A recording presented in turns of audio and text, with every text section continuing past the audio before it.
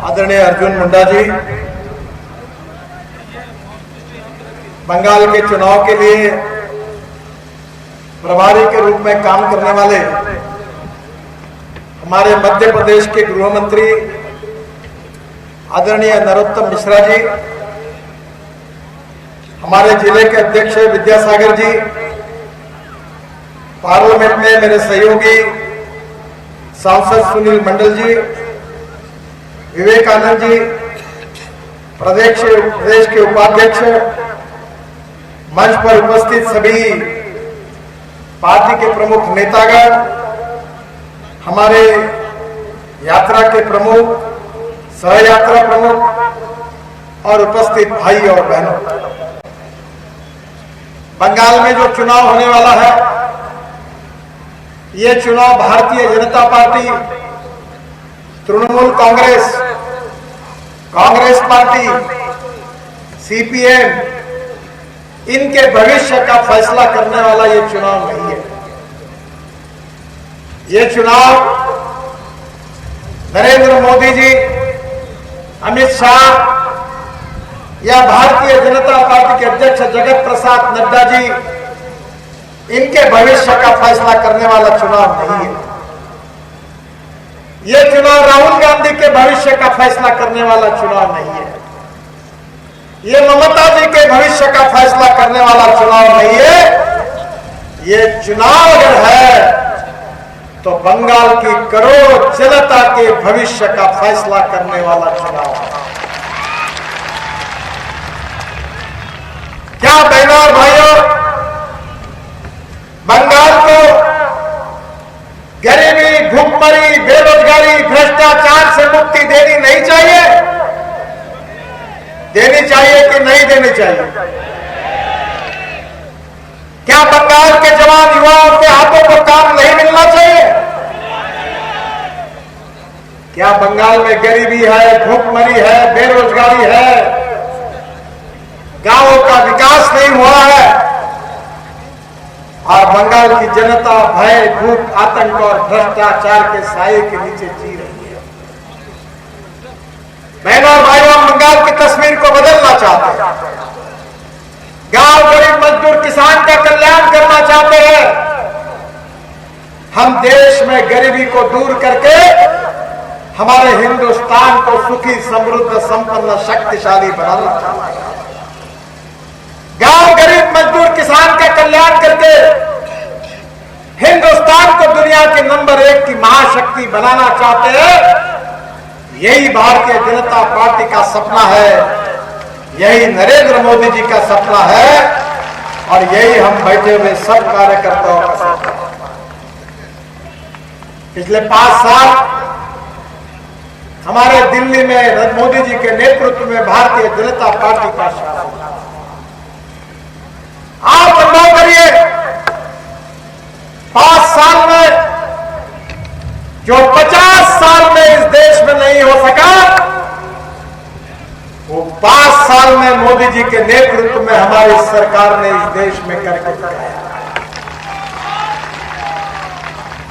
बहनों और भाइयों, 35 करोड़ लोगों के प्रधानमंत्री जनधन योजना में बैंकों में अकाउंट खुले गए। जब कांग्रेस की सरकार थी तो 3 करोड़ लोगों के केवल अकाउंट थे और आज जनधन योजना में 38 करोड़ लोगों को बैंक अकाउंट खुल गए। गरीब लोगों के अकाउंट में डायरेक्ट पैसे जमा होते।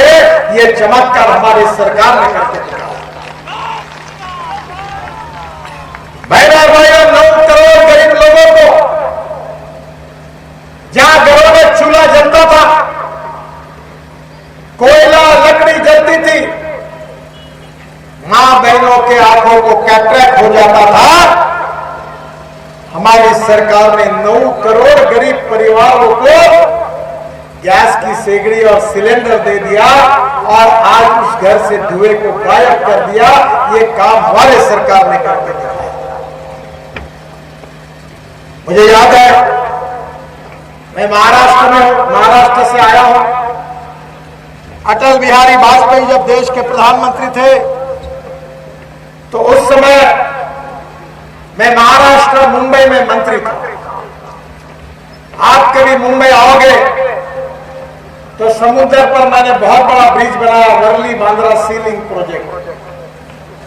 मुंबई में 55 उड्डान पुल बनाया और मुंबई और पुणे के बीच में द्रुतगति महामार्ग बनाया था।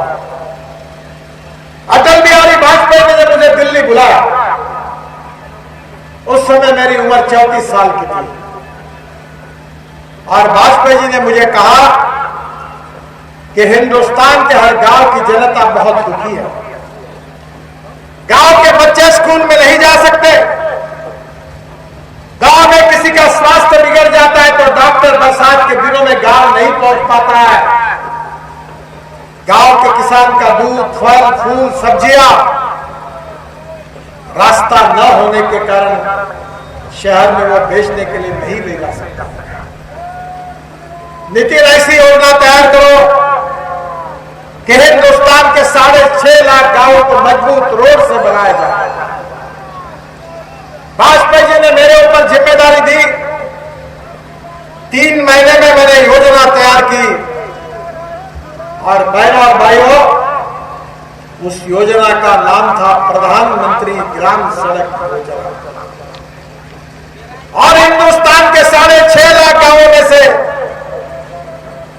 1,80,000 गांवों को मजबूत रोड से जोड़ने का काम अगर किसी ने हिंदुस्तान के इतिहास में किया है तो उस नेता का नाम अटल बिहारी वाजपेयी है। यह मैं अभिमान के साथ कह सकता हूं। ममता जी हमारे बारे में कहती है कि ये भाजपा वाले बाहर के हैं। ममता जी, हम बाहर के कैसे हैं? हम जिस जनसंघ की विचारधारा को लेकर हमने कार्य का शुभारंभ किया था, जिसी विचार के आधार पर भारतीय जनता पार्टी बनी, वो हमारे प्रेरणा स्तोत्र डॉक्टर श्यामा प्रसाद मुखर्जी इस बंगाल की भूमि में पैदा हुए थे, तो हम बाहर के कैसे हैं? हम चुनाव को देखते हुए हम जात, पंथ, धर्म, भाषा और सेक्स की बात करके आपके वोटों को बटोरना नहीं चाहते। अलग भाषा, अलग देश, फिर भी हमारा एक देश। कश्मीर हो या गुवाहाटी, अपना देश, अपनी माटी। बंगाल की संस्कृति, बंगाल का इतिहास, बंगाल की जो भी कोई संस्कृति कलाएं है, वो बंगाल की तो है ही, और वो हमारे देश की भी है। बहनों और भाइयों, हम देश को तोड़ना नहीं चाहते, हम देश को जोड़ना चाहते हैं। हमारे विचारों में डॉक्टर श्यामा प्रसाद मुखर्जी, पंडित दीनदयाल उपाध्याय और अटल बिहारी वाजपेयी जी ने हमको यही सिखाया है कि हम 2-4 रहे न रहे, पर तेरा वैभव अमर रहे मां। ये देश आगे जाए, ये देश की तरक्की हो, ये देश के गांव, गरीब, मजदूर, किसान का कल्याण हो, यही हमारा विचार है, यही हमारी प्रेरणा है और यही हमारा उद्देश्य है। बहनों और भाइयों, बड़े तेजी से देश बदल रहा है, पर देश के साथ क्या बंगाल को नहीं बदलना? और बंगाल को बदलना होना चाहिए। अगर आपको लगता है तो परिवर्तन करना जनता का लोकतांत्रिक अधिकार है। अनेक सालों तक आपने लाल झंडे वालों को अपनाया, सीपीएम की सरकार को आपने देखा। अनेक सालों तक आपने कांग्रेस को मौका दिया था और 10 साल से भी ज्यादा समय आपने ममता जी को दिया है, पर बंगाल सुधर नहीं पाया। युवाओं को रोजगार नहीं है, किसानों को उनके फसल के सही दाम नहीं मिल रहे हैं, गांव गरीब मजदूर किसान दुखी है, गांव में स्वास्थ्य की सुविधाएं पर्याप्त नहीं है, अच्छे रोड नहीं है और बंगाल के जवान लोगों के हाथों को काम नहीं है। बहनों और भाइयों, हम बंगाल को बदलना चाहते हैं। विभाग से 1 लाख करोड़ से ज्यादा काम रोड के बंगाल में कर रहा हूं, पर बंगाल की सरकार अगर लैंड एक्विजिशन नहीं करेगी तो मैं काम कैसे कर सकता हूं?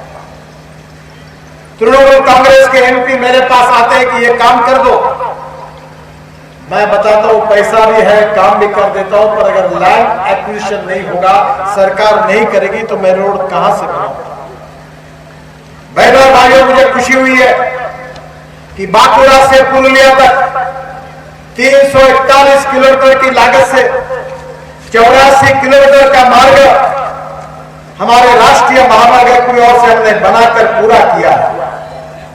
पश्चिम बंगाल के आसनसोल, दुर्गापुर तथा झारखंड के लिए इसके लिए कनेक्टिविटी बेहतर होगी। कम विकसित पूर्वी जिला जो पिछड़ा हुआ है उसका मुख्य औद्योगिक क्षेत्रों से संपर्क हो जाएगा और जिसके कारण इस जिले के लोगों को रोजगार मिलेगा। पुरुलिया से चांडिल तक 709 करोड़ रुपए की लागत से 74 किलोमीटर के मार्ग निर्माण करने का हमने निर्णय किया है। काम को अवार्ड कर दिया है, काम शुरू हो जाएगा और जून 2022 तक ये काम पूरा हो जाएगा, ये वचन मैं आपको देता हूं। यह मार्ग बनने से झारखंड के रायगढ़, धनबाद, बोकारो से होकर पुरुलिया होते हुए चांदिल तक जाएगा। इस मार्ग में पुरुलिया शहर के पास चासमोर, कांटीडीह एवं श्यामनगर में आरओबी का निर्माण कराया जाएगा, जिससे रेलवे फाटक पर इन तीनों जगह पर लगने वाला 1.5 घंटे का समय बच जाएगा। इसी मार्ग को बनने से औद्योगिक क्षेत्र को पुरुलिया जैसे पिछड़े क्षेत्र से सीधी कनेक्टिविटी मिल जाएगी। इतना ही नहीं तो पुरुलिया बाईपास को भी हमने मंजूर कर दिया है। मेरे विभाग की ओर से 217 करोड़ रुपए की लागत से 10 किलोमीटर लंबे 4 लेन पुरुलिया बाईपास को इस अप्रैल 2021 तक मैं अवार्ड कर दूंगा और काम की शुरुआत कर दूंगा, ये वचन आपको देता हूं। हमारे सांसद मंडल जी इन सब कामों के लिए बार बार मेरे यहां चक्कर काट रहे हैं और उन्हीं के आग्रह के कारण ये काम को हमने मंजूर कर दिया है और जिसके कारण पुरुलिया शहर का ट्रैफिक जाम से छुटकारा मिलेगा। पुरुलिया शहर को पार करने में पहले जहां घंटे से ज्यादा 2 घंटे का समय लगता था, अब वो केवल घट जाएगा और लोगों को बहुत बड़ी राहत मिलेगी। इस बाईपास से जाने वाले लोगों को सुविधा मिलेगी, दुर्घटनाएं कम होगी और पश्चिम बंगाल और झारखंड के बीच में ट्रैफिक में शुरुआत होगी। इसके साथ साथ 395 करोड़ रुपए खर्चा करके 10 किलोमीटर लंबे 4 लेन इस्लामपुर बाईपास का भी हम निर्माण करने जा रहे हैं और ये भी काम मैं जल्दी अवार्ड कर दूंगा, ये वचन मैं आप सबको देता हूं। मुझे खुशी है कि ये बाईपास बनने से भी सड़क दुर्घटनाएं भी कम होंगी। बहनों और भाइयों, मैं खादी, ग्रामोद्योग और एमएसएमई का मंत्री हूं।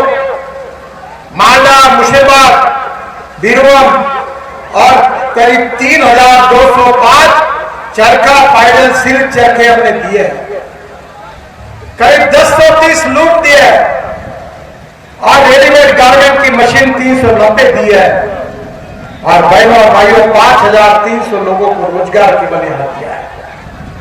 मैं पुरुलिया जिले में भी यहां के महिलाओं को, यहां के युवाओं को रोजगार देने के लिए तैयार हूं, पर हमारी योजना का फायदा लेने वाली सरकार को चाहिए। हमने अभी गोबर से पेंट बनाया है, 5 रुपए किलो गोबर का भाव मिलेगा और ये पेंट मार्केट में जो भी कंपनी का पेंट है उससे ये इनामल पेंट और डिस्टेंपल कई गुना अच्छा है और इसकी कीमत आधी है। 5 रुपए किलो के भाव से गोबर अगर खरीदी किया जाएगा तो किसान जिसके यहां जानवर है वो 10,000 से 15,000 रुपए महीना अगर गोबर बेच के अगर कमाएगा तो किसान की गरीबी दूर नहीं होगी। बहन और भाइयों, हम गांव गरीब मजदूर किसान का कल्याण करना चाहते हैं। हम गरीबी को मिटाना चाहते हैं। समाज के आखिरी पायदान पर जो व्यक्ति खड़ा है, जिसके पास रहने के लिए मकान नहीं है, जिसके पास खाने के लिए रोटी नहीं है, जिसके पास शरीर पर कपड़ा नहीं है, उस दरिद्र नारायण को भगवान मानकर उसकी निरंतर सेवा करना, ये पंडित दीनदयाल उपाध्याय जी का अंत्योदय का विचार ही हमारा मिशन है। हम देश की तस्वीर को बदलना चाहते हैं, जहां पंथ धर्म भाषा से ऊपर उठकर गरीब गरीब होता है, गरीब को जात पंथ धर्म भाषा नहीं होती। अभी नरोत्तम जी ने आपको बताया कि मैं मंत्री बना, तब तुम्हारे बंगाल में हर गांव में आदमी को आदमी खींचने वाली साइकिल रिक्शा चल रही थी। मैंने कानून बनाया और मैकेनाइज्ड ड्रिवन ई रिक्शा लाई, और आदमी को धोने वाली रिक्शा जो मानवता का शोषण करने वाली थी, वो समाप्त करने का काम हमने किया है। वो ये सरकार है जो गरीबों की सरकार है। बहनों और भाइयों, आपके आशीर्वाद से दिल्ली को तो इंजन मिला है। मोदी जी के नेतृत्व में हमारी राजधानी सुपर फास्ट दौड़ रही है। मैं आपको यही कहने के लिए आया हूं कि बंगाल का भी डबल इंजन बीजेपी की सरकार को जोड़ दो, जो 50 साल में नहीं हुआ, जो 50 साल में नहीं हुआ, वो बीजेपी के शासन में 5 साल में बंगाल में हम करके दिखाएंगे। ये वचन देने के लिए मैं आपके पास आया। आपके आशीर्वाद चाहिए, आपका समर्थन चाहिए, और आप में इतनी ताकत है कि मेरा विश्वास है चुनाव के दिन सुबह उठिए, आपका जो भी भगवान है उसका दर्शन करिए, और चुनाव केंद्र पर जाइए, मतदान केंद्र पर, और कमल की बटन दबाइए। ऐसा करंट लगेगा कि ममता जी अपने कुर्सी से 2 फुट ऊपर उठ जाएगी। बस ये करंट लगा दो और फिर देखो विकास के बल्ब कैसे आपके घरों में जलेंगे। बंगाल की तस्वीर बदल जाएगी। गांव गरीब मजदूर किसान का कल्याण होगा, महिला पुरुषों को रोजगार मिलेगा, युवाओं को रोजगार मिलेगा, और सुखी समृद्ध संपन्न बंगाल हिंदुस्तान के प्रगतिशील और समृद्ध राज्यों में निर्माण होगा। इसी बात के लिए आपका आशीर्वाद मांगने के लिए मैं आया। आपका आशीर्वाद दीजिए, भारतीय जनता पार्टी को जिताइए और बंगाल की तस्वीर को बदलने का काम करिए। तक बदल दो, ताज बदल दो, भ्रष्टाचारियों का राज बदल दो। ना रहेगा गरीबी, ना रहेगी भूखमरी, ना रहेगा भ्रष्टाचार, ना रहेगा आतंक। गरीबों की सरकार होगी, गरीबों का आवाज सुनने वाली सरकार होगी। और इसी बात के लिए आप आशीर्वाद दीजिए। यही आपसे अनुरोध करते हुए फिर से एक बार चुनाव प्रचार में जरूर मैं आऊंगा। कल हमारे पार्लियामेंट बोर्ड की मीटिंग है। अब चुनाव के लिए उम्मीदवार तय होने का कार्य शुभारंभ हुआ है। आज परिवर्तन यात्रा यहां आई है। मैं परिवर्तन यात्रा के सभी नेताओं को परिवर्तन यात्रा जिस प्रकार से निकाली गई और आपने जिस प्रकार का समर्थन दिया है, उसी के आधार पर 2 मई को परिवर्तन होगा। कमल जीतेगा, बीजेपी को मेजोरिटी मिलेगी। 3 मई को हमारा नेता का चयन हो जाएगा और 4 मई को भारतीय जनता पार्टी का मुख्यमंत्री बंगाल के मुख्यमंत्री के नाते शपथ लेने वाला है। अब इसको कोई रोक नहीं सकता। आपका आशीर्वाद रखिए। इसी भावना के साथ आपको बहुत बहुत धन्यवाद। बोलो भारत माता की, भारत माता की।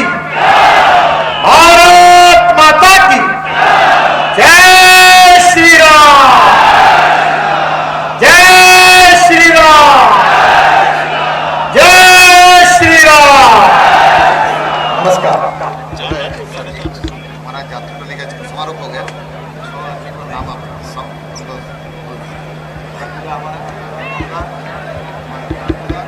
ठीक है, राजू दा, विमल दा, आर्थो, राजू भूमिक, दिग्विजय सिंह, सौगत